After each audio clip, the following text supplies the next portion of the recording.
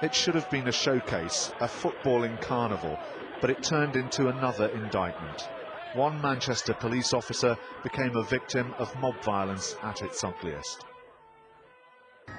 Still, there were complaints from some Rangers supporters that the police had been heavy-handed. I'm completely satisfied that our reaction was both necessary and proportionate. You know, I stood in the goal control and I watched the scenes. I also saw how we then deployed.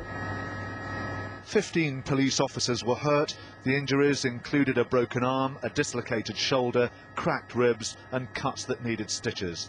The policeman who was set upon escaped with bruised ribs.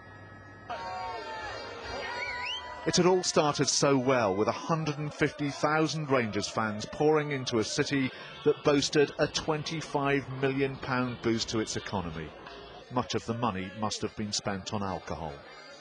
And when a technical fault left one of the outdoor screens blank, the anticipation turned to anger.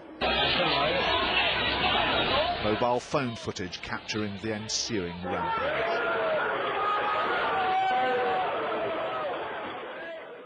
This was the behaviour of a small number of yobs, and whether it's to do with a breakdown of the screen or whether it's to do with alcohol, that behaviour is not acceptable here, it's not acceptable anywhere else. And if we're going to put blame on anybody, you put blame on those people for their behaviour. They have to take responsibility.